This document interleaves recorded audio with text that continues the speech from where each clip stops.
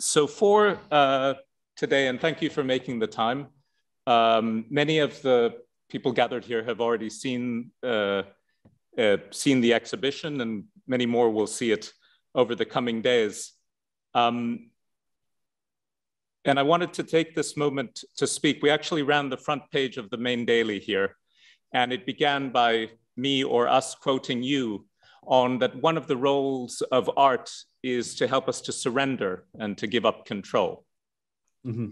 And I know that's also part of your own practice. And I want to say, have you developed these thoughts further? I know you've said you have a grand theory of 7 roles of art, which you will espouse one day.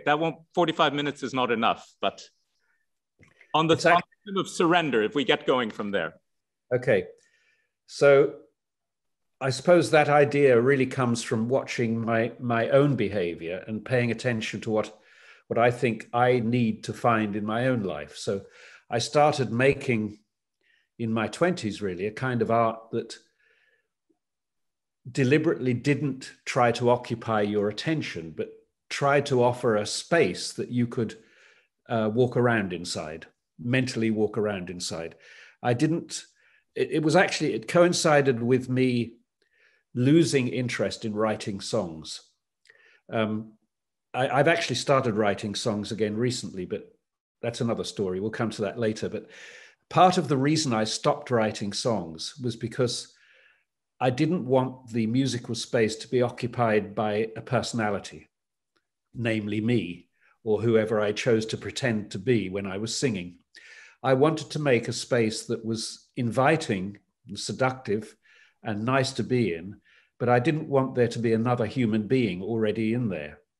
So I sort of started to think of myself as somebody who was constructing landscapes of a certain kind. And the invitation to the listener is to come in and sit in that landscape, explore it, let it happen to them. And then I started thinking about why did that interest me? What was I doing there? And I realized that nearly everything else that happens in your life, if you live in an advanced technological society, is a kind of invitation to somehow take control of things.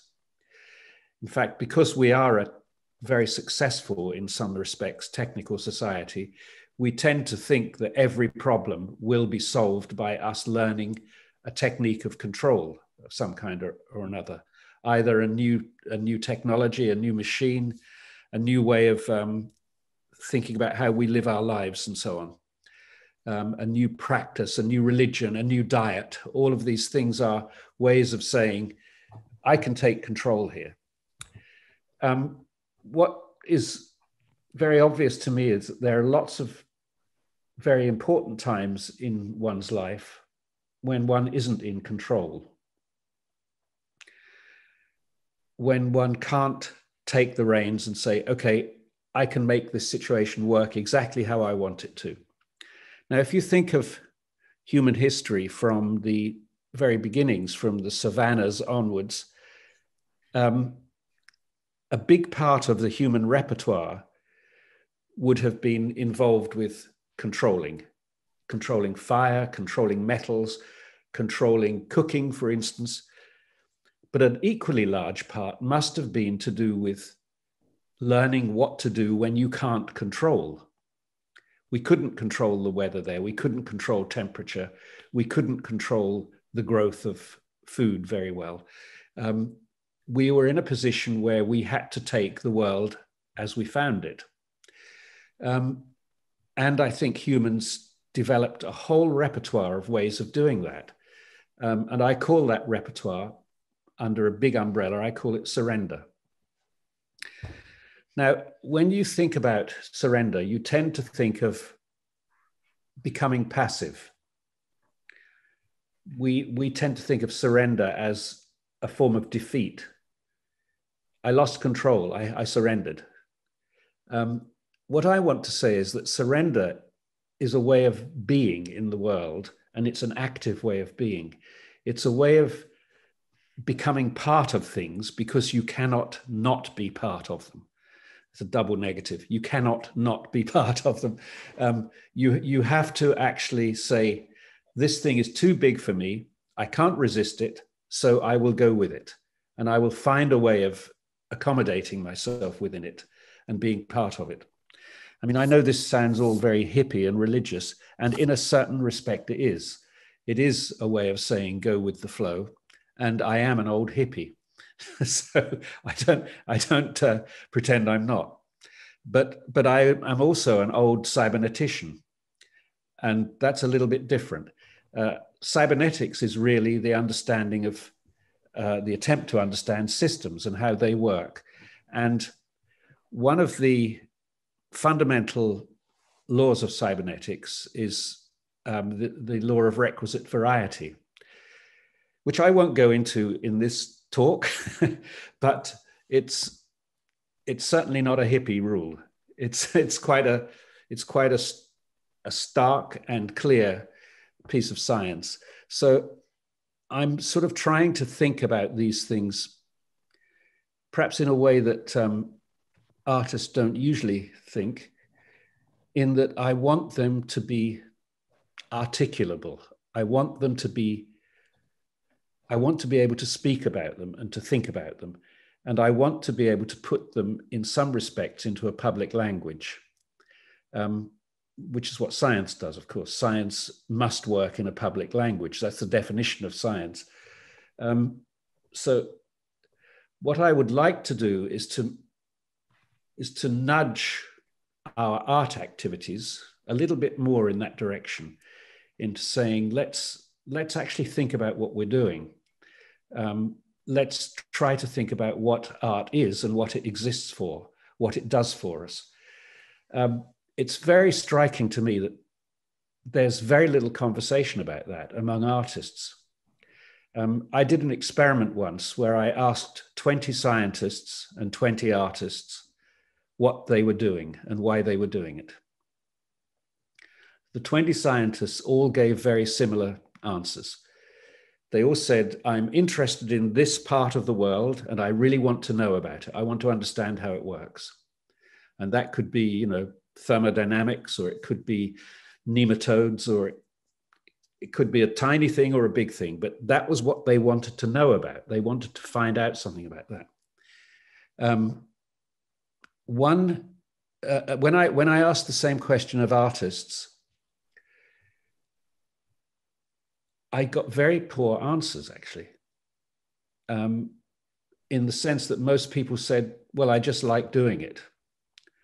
And then, so I said, well, why do you think you like doing it? And the conversation kind of stopped there. It didn't go really any further. And I thought, it's very interesting that artists are very they don't scrutinize themselves or their activity very much. And I thought, here we are with this, what seems to be an incredible and universal activity, making art. We don't know of any society that doesn't do it.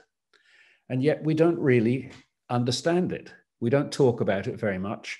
The people who make it don't talk about it very much.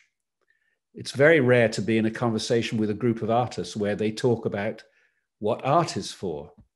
It's as though we all know that, so we don't talk about it anymore. But actually, we don't know it. If we're going to make art useful for the future, and that's what I really want to do, we better start talking about that. Sorry, I went a long way off the subject there. Good. And would surrender be your first answer if you were in a room where someone else, say I asked 20 artists and you were among them and said, why do you do what you do? Would that be your first answer?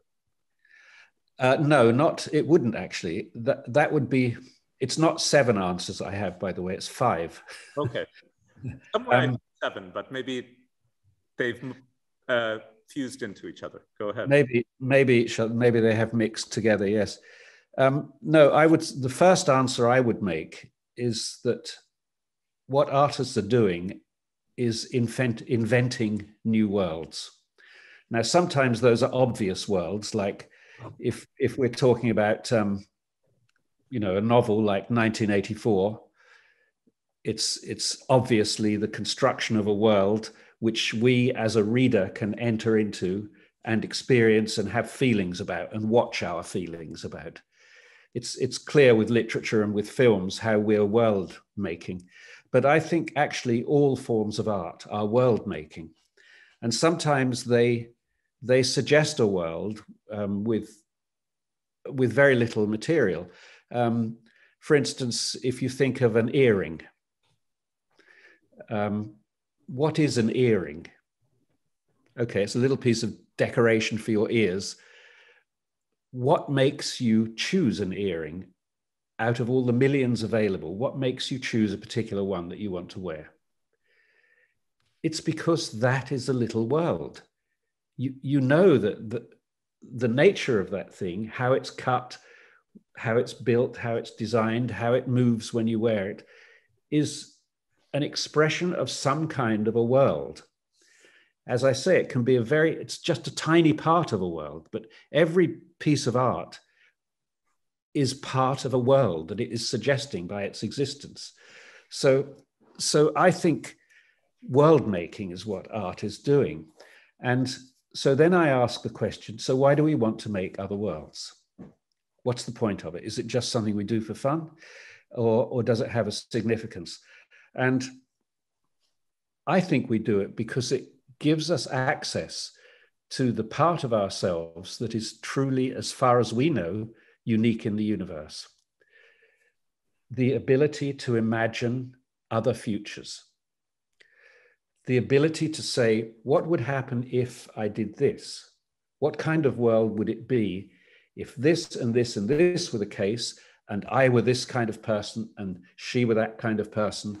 And that whole realm of speculative thinking, which is what makes humans so successful in many ways, and so dangerous in many others, that whole realm of speculative thinking is what we constantly rehearse when we engage with works of art, I think. So I have a little phrase, which is science discovers and art digests. So science makes discoveries, and they're sort of, in a way, disinterested discoveries. You know, it says, this wheel rotates at that speed and it weighs that much, therefore it has this much momentum. Those are facts about the world, and they're facts that we can share, and they're useful and interesting facts. Those facts become transformed into things, technologies, ways of making things. How do we feel about these things? How do we find out how we feel about these things? When new things enter the world, as they keep doing, how do we discover what their implications are? What kind of future they suggest? Well, I think we mostly discover that through art. I think we create stories where those things appear. We create little earrings, little worlds, short stories, paintings, theater pieces, songs, where those things are drawn in and examined. And what we're examining is what they do to us. Science doesn't tell us that. It's not the job of science to say, this is how you should feel about this, or this is how you will feel about this. That's not the job of science. The job of science is to say, look, here's this thing, here's how it works. Here's what it weighs, what it looks like, what color it is, how it reacts to temperature, so on and so on. Art, for me, the job of art is to say, here are these things, how do you feel about them? And what do you learn from looking at your feelings about them? You know, if you read the novel 1984, what do you learn? You learn that a world would be possible that is like that. And then you think, do I want to live in that world? Well, probably not, unless you're O'Brien rather than Winston. I'm just going to change my background here. I'm getting sick of this. I'll have no background. There we go. Sorry. What are any words you would give to someone visiting the exhibition here, related to also what you just said? Yes. So I suppose quite a lot of my work has to do with slowness, and making something that changes very slowly, in a way, is an invitation to people to slow down. It's a way of saying, it's here, it's changing, but it's changing quite slowly. So you'll have to just hang around for a little bit until you start to notice what's happening. It's sort of the opposite of what you do in a discotheque, where you want to keep increasing the stimulus all the time. You want to keep people on their toes. That's why we go to clubs. What I'm saying is, get off your toes and sit on your ass for a bit, and just let something happen to you. Just let something take you over for a little while and see how that feels. So I'm sort of saying, this is what surrender feels like. How do you like it? Surrender is, I think, the reason that we don't make so many things that are surrendering type experiences is one, because they take quite a long time. By definition, you need time for that process to happen, which, of course, in sort of commercial terms is a bit of a loser. The ideal is Disneyland. The commercial ideal is Disneyland, where you sort of feed people through a 3-minute experience at high speed. So you have an endless stream of paying customers, and you only have to give them 3 minutes each, and they're fine. So this is kind of the opposite. People have to stay around for a bit for it to work, I think. And so I think I'm saying to people, perhaps I don't need to say this to Helsinki people because you're all so cool, but perhaps I'm trying to say, calm down a little bit, chill out, take it easy, something nice will happen. But I'm sure, as I say, you're all so cool in Helsinki that you probably all know that anyway. In fact, maybe I should have sent one of my disco experiments over. Well, related to, maybe as a follow-on question to that, I'm interested because you have also experience of live performance, and recently you performed live very rarely. But what do you see the relationship between these generative systems and then live performance, including classical musicians? And I know sometimes you say, like, you have theories about classical music. We won't go into those, but many chamber musicians are playing from iPads. So those scores could be generated on the fly, so it's all part of the system already in principle. So do you have any thoughts on the relationship of live, not necessarily discotheque, but? Yes, so until about 130 years ago, I suppose, or even 120, all musical experiences were live experiences. There was no such thing as recording. So if you heard music, it was because you'd gone somewhere where somebody was playing it. And when you left, that was the end of the music. You left the music behind as well, except in your memory. I remember reading a biography of some Victorian person once, and the person said, the writer said that this person was extremely thrilled that in his lifetime he'd heard Beethoven's Fifth Symphony 7 times. And that was quite an achievement then, to hear the same piece of music a number of times. And I thought that was really amazing, because we're so used to the idea of hearing a piece of music, if we want to, hundreds or even thousands of times. So when recording came along, you had two very distinct things for a little while. You had a live performance, which was unique. And then you had recordings, which you could listen to thousands of times, and they never changed, except they got more scratches on them as you played them.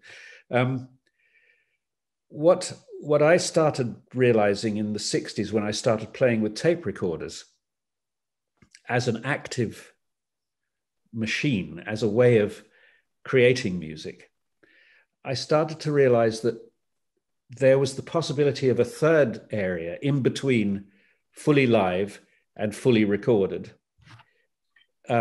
which I could make using tape.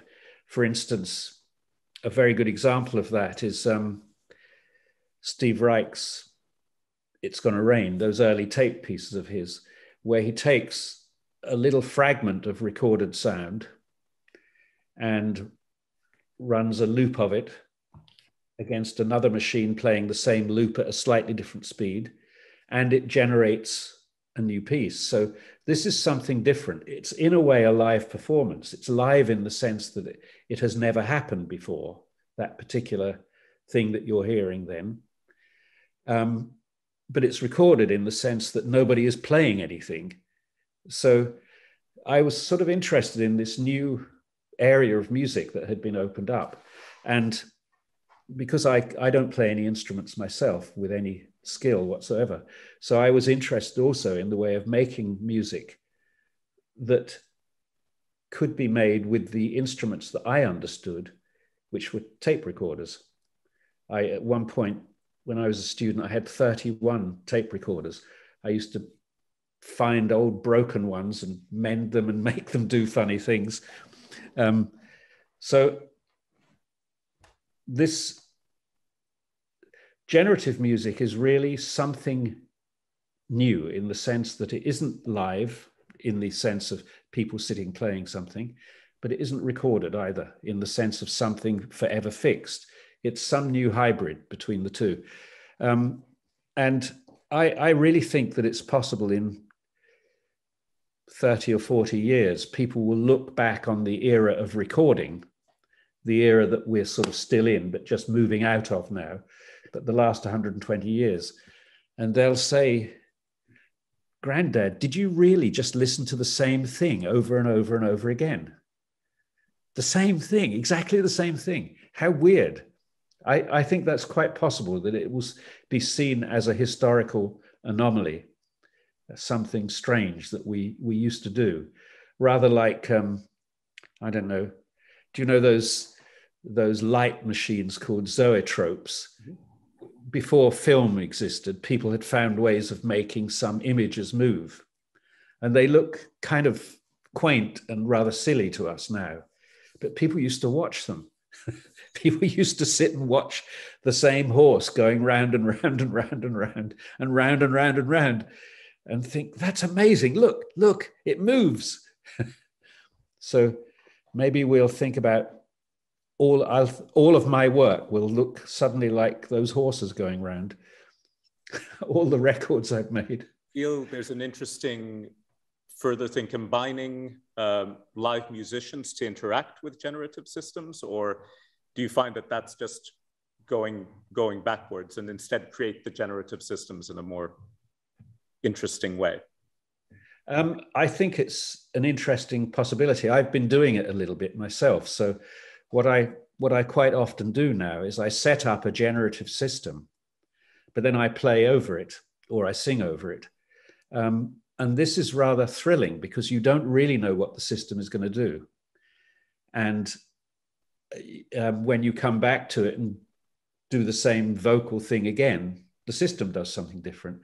So it's nice. It's like working with other people who make rather strange choices. So before we open it up for a few comments or questions from the friends here, why songs now? Again, you mentioned it. I wasn't thinking. Yes. It's partly because I discovered a new vocal register that I like singing in. And it's about an octave lower than I used to sing. It's the comfortable place that my voice is. And in fact, I discovered it really when I did that piece called The Ship, which you're showing in Helsinki. On the ship, there's one part of that, there's a vocal line that I'm singing, which is quite low and ends on a low C, which is a very low note, and I can't always reach it. I can only get it some days. I can always get a low D, but the C is controversial. But in that, it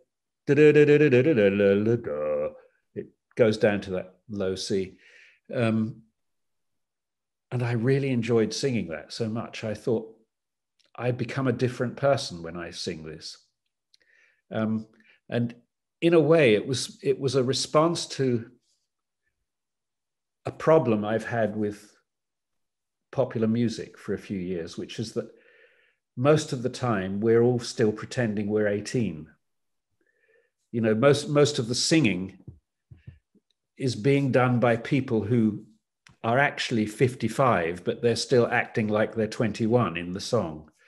And I thought, why are we still doing this? It's a little bit like, until the 1960s, any English singer had to sing with an American accent.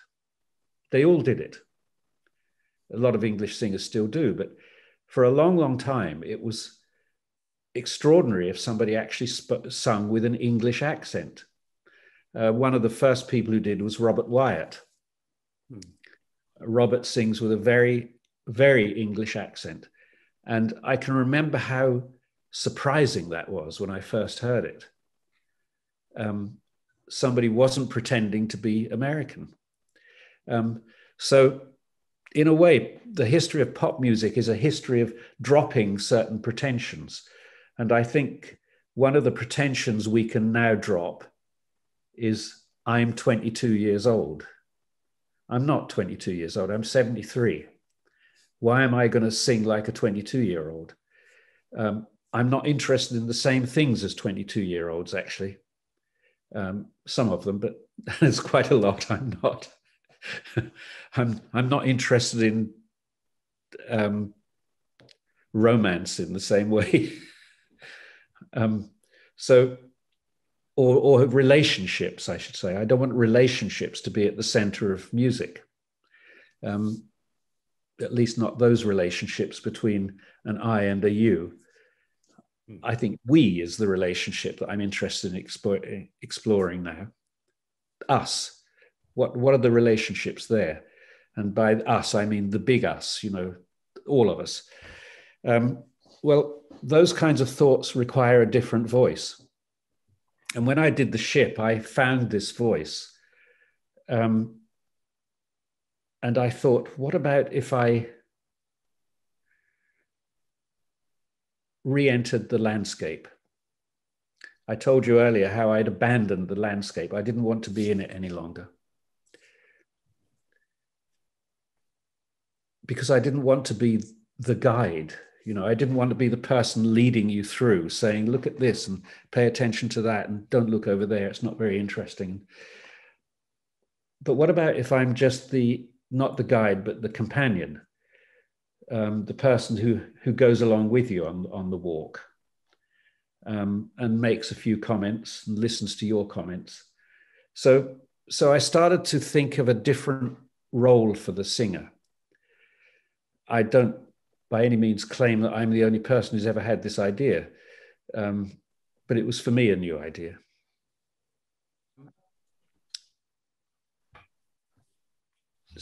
Spirituality is a word that can get you into a lot of trouble. So perhaps I should start off by saying that something I've realized recently is that although I'm an atheist and have been for a very long time, I have a lot of interest in religion. In one simple sense, for instance, in music, I think probably I listen to more gospel music than any other form of music. Gospel music is, to me, the most exciting form of sung music. And funnily enough, when I'm not listening to gospel music, I'm often listening to Russian Orthodox chants. That's another beautiful form of music for me. So I've always thought, there must be a disconnect in my brain because I'm very impressed by this music, but I know exactly why that music is made, of course. It's made to exercise a kind of spirituality towards an idea of God. So I thought, what am I not? What's the disconnect in my mind here? And I've come to realize that I don't believe in God, but I do believe in religion. So I think religion is a very powerful tool for people. It's a very powerful way of creating community. Like all powerful tools, it's a very dangerous one as well. You know, everything that has the power to be really good has the power to be really dangerous as well. Fire is a good example. So you're playing with fire with religion. You have to be careful with it. But I do think that more and more I'm understanding that the role of religion is to create a community of people who are concerned, about the long future. They're thinking not only about themselves, but their children and their grandchildren and so on and so on. And they're thinking about the codes of conduct that will bind those people together and make a world that is tolerable for them. Secondly, they're thinking about the idea of empathizing horizontally. So vertical empathy is thinking into the deep future. Horizontal empathy is thinking about all of us together. Religion is very much about us. What gets dangerous is when it becomes about us and them, when it becomes a way of isolating or scapegoating a group of people. But when it is at its best, it gives people a framework within which they can act in a very, very civilized way to each other, a very compassionate and helpful way. There's a film I would like to mention to you. It's a documentary made by Sophie Fiennes called Hoover Street Revival. She made it about maybe 20 years ago now. And it's about a church in South Central Los Angeles called Hoover Street Revival. It's in one of the most desperately poor parts of America. And this church, which is a gospel church with a big, big congregation, lots of singing and all the things you expect in a gospel church, is not only a church, it's a creche, it's a place for people who are homeless, it's a place for kids who are living in difficult households and don't have a space to do their homework in. It's a place for unmarried mothers to come. It's a place for drug addicts to try to find themselves again. It's a place for Saturday morning classes for young children who are dropping behind at school. It does everything you would want a state to do and everything that the state doesn't do for these people. It is the center of their lives in the sense that it is the place where they go to help each other. Now, you might laugh at I don't laugh, but one might laugh at the content of the religion. You know, I'm sure there are among these congregants, there are people who believe all the weird things that religious people do believe, like the earth is flat and started 4,700 years ago or something like that. But do you know what? I don't give a fuck, really. What I care about is the fact that this institution gives these people some dignity and some, what can you say, some shelter, some help. So, okay, so this is all a way of getting round to answering your question. So spirituality, in a sense, is a way of saying there are other things that bind us than our salaries and what car we have, and those sorts of the kinds of things that a capitalist economy tells us we should be caring about. This says there are other things. There are lots of other things. We don't even have to enumerate them. We kind of know what they are. My most recent thinking has been that the only way we will save this planet from becoming hell, a version of hell, is by making it the center of our personal religious practice. So what I thought, the other morning I woke up and I wrote down, I thought, if we could persuade the military that the thing they have to defend is the planet, and if we could persuade religious people that God is really life, life is God, that's to say all the stuff that we see around us evolving and getting destroyed in fires.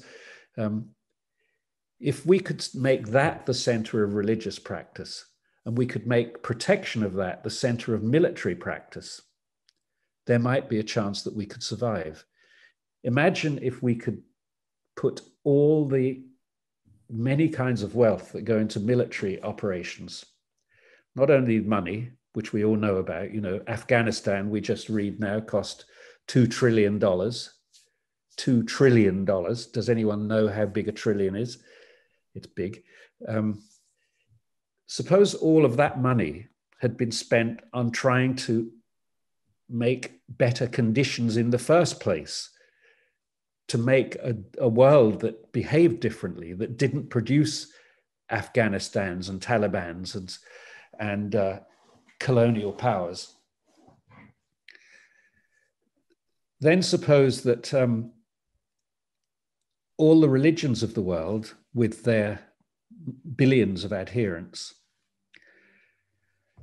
were putting that intelligence and passion and commitment into looking after the only thing that we know we share, which is this place. Wouldn't that be the answer? Wouldn't we be getting somewhere then? Those two things, military and religion, are two huge human projects. Between them, they take up, you know, probably 50% of our tax money and our attention. Why not direct them into the right place? Why not somehow redirect them? So this is an interesting problem that you could all work on. How do we do that? How do we persuade governments that I would like to go to a government and say, look, I'm not a pacifist. I'm not coming here to say, get rid of your military. I'm coming here to say, make your military do what it should be doing. Make it protect us. And what I need protection from is not the Chinese or the Russians or all the other people I'm told are the enemies. I need protection from global warming. I need protection from climate change.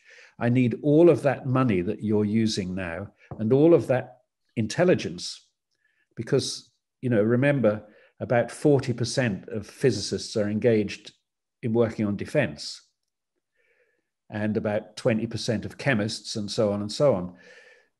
There's a huge engagement of human intelligence going into defense, but it isn't defending us against anything. Just take the project and do it fucking properly. You know, the project is a good idea. Defend us. Yes, of course we need defense, just like your body needs an immune system. We need defense, but we need to be defended against the right things. You know, at the moment, what we're doing is we're taking, no, I won't go into an analogy. That's enough. Sorry. Anyway, thank you for that question. It's been something I've been thinking about a lot recently. Thank you. Yes, that's also an interesting question. You know, since all my work is based around technology in various ways, it's obviously something I think about. So I think the important question about technology is the speed with which technologies are introduced. What has happened in the last 20 years or so in what should we say, the digital era, is that technologies, since then they're now freed from hardware in a certain sense, they rely on information, and information can be sent and moved instantaneously. That means that technologies can spread very, very fast and very far, very quickly. That, I think, is a problem, because it's not that there's anything intrinsically wrong with them, but we don't have time to adjust to them. Facebook is a very obvious example. I'm happy to say, and I am proud to say now, that I've never had any social media accounts at all. And I more and more think that was a very good decision. It was a decision I made because I just didn't want to waste my time gathering new friends who I didn't really want. But actually, I think it turns out to have been quite a good decision. I don't want to be in that world. I'm not ready for it. I think we haven't been able to become ready for these things. Speed is very important. You know, in evolution, there's a whole school of thought of people who say, oh, climate change doesn't really matter because everything will evolve. Things will evolve and there will be new species, and maybe we'll lose a few, but there'll be new ones. But in fact, evolution behaves very differently at high speed than at slow speed. If something appears that is devastating, covers a huge area, and happens very quickly, evolution doesn't have a response to that. You just destroy most of the possibilities. Evolution happens when something happens relatively gradually, and creatures gradually readjust towards it by genetic processes over a series of generations. Dinosaurs didn't adapt to meteorites. They destroyed the dinosaurs. They might have adapted to a series of asteroid showers over hundreds and thousands of years. But the big meteorite that struck in Mexico or wherever it hit essentially destroyed dinosaur life on Earth. Well, I think you have to think of Facebook as a kind of big meteorite. It's not intrinsic to the technology that it has had this devastating effect on society and politics. The reason that it's devastating was because it happened so quickly, and because a few quite smart people were able to turn it into a money-making device.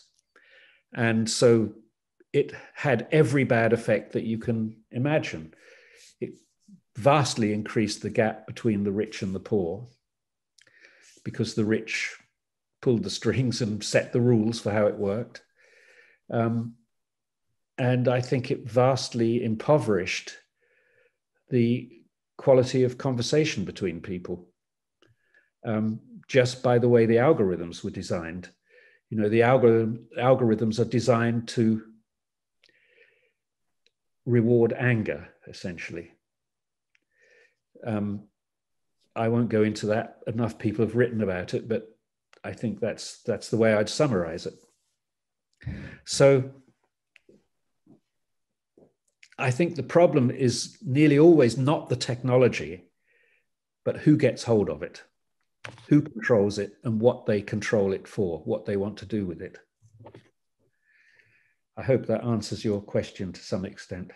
It's such a big question. Actually, every question I've been asked could be worth a 2-hour answer. So that's as far as I can go really on that one. Something happened to me that was quite striking, which is that I worked briefly. Well, I worked for quite a long time, actually, on a project called DAO. I don't know if any of you have heard of it, DAU. It was a project by the Russian director, Ilya Kryzhanovsky. And also involved in that project was Theodor Kerentsis and his orchestra, the,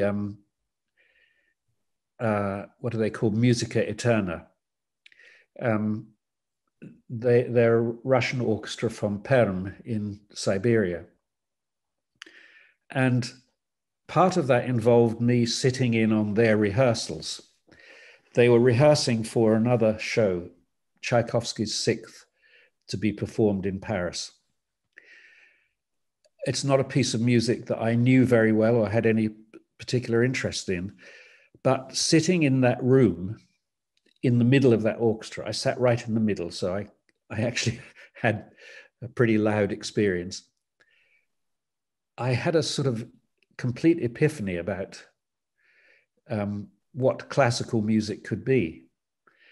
Now, that epiphany came about because for the first time I heard classical players. Sorry, I'm still on this. Excuse me. Sorry, somebody came to the door. It's because I've run over time. What didn't appeal to me about classical music was really based on the fact that I live in England, where classical musicians traditionally have a kind of snobbery about what they're doing. They treat popular music or the kind of thing that I do or that I've worked with in my life as a sort of debased, inferior form of music that doesn't matter anyway, that it's all going to disappear next week and we'll suddenly realize that Bach really was the answer. And I had some terrible early experiences with classical players. The worst one of all being when, early on in my career, I hired some players. It was a big thing for me because it cost a lot of money. And we had one session to do these pieces. There were 5 players. We had one session booked. And I gave them a coffee break in the middle, and the coffee break went on. Everyone was talking and so on. But I didn't want to rush them back to work. But when the clock hit 5 o'clock, which was 3 hours after we'd begun, they all stopped playing. And I said, "What are you doing?" And they said, "Well, we're in double time now." And I thought, you bastards, I gave you a really long coffee break, expecting that you would finish the work. And I thought, you're not at all interested in this music, are you? You don't really care about it at all. You don't care about it to the extent that you would just not bother to get it right and just stop playing. And then that left me with a very sour feeling about those kinds of players. Then I had a contrary experience. I went to Russia with John Cale in the 1980s to record a piece of his called Words for the Dying. And I had booked a full orchestra, 68 players, I think it was, and the studio for a week. And we had 8 hours per day booked. I got the whole lot as a lump, at a single price. And we were working in the studio of Melodia, which was the single Russian record company. And at the end of the first day, the time came up to 5 o'clock. And we hadn't really finished the piece we were working on. It really needed a bit more work, but I was terrified of going past 5 o'clock because I thought, double time with 68 musicians, Jesus, I'll be bankrupt.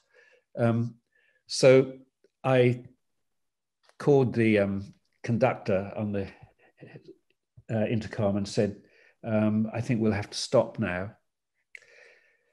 And he spoke to the orchestra and I could hear all these people going. I thought, oh, fuck, have we gone past 5 o'clock and I owe them money? I broke the budget. And I said to the Mikhailov, the conductor, I said, what's the problem? They don't sound very happy. And he said, no, they're not happy at all. They don't think they've done this piece well enough. And I thought, they actually care. They care about it. And the whole orchestra, so I said to Mikhailov, but I can't afford to pay them overtime. We've got a budget and I can't break it. And he said, no, they don't want overtime. They just want to get it right. And I suddenly thought, oh my God, well, so there is life in classical music. You know, there are players who care about what they're doing and who want to do it well. And so from that time, my opinion started changing. I realized this was a local English problem, not a global one. But anyway, I didn't answer your question properly, André, which is, as I said earlier, I think there are ways of interacting with live generation. And in the 60s, of course, there was a lot of experimentation in this area with composers like Christian Wolff and Cornelius Cardew. They weren't using computers or laptops or anything like that. But the whole emphasis of that kind of music, scratch orchestra and so on, was to say music is an experiment.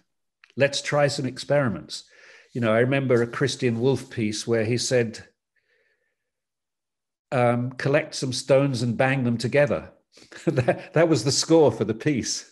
And a lot of my younger years were spent doing pieces like that, which are sort of ways of saying music is a process. It's a process, not a product. And the more I hear that, the more sympathetic I am, the more excited I am. That's what I want music to be as well. Thank you very much. We are definitely now in double time. So yeah, I'll send you the bill. I just wanted to tell you that we are here gathered, this group of friends on the stage of the hall at the Music Center where your brother Roger will play later today. So oh, good. That's where we're calling you from. Thank you so much. And thank you. From all of us here, thank you. And thanks for being part of Helsinki Festival. It's a delight. Thank you very much indeed.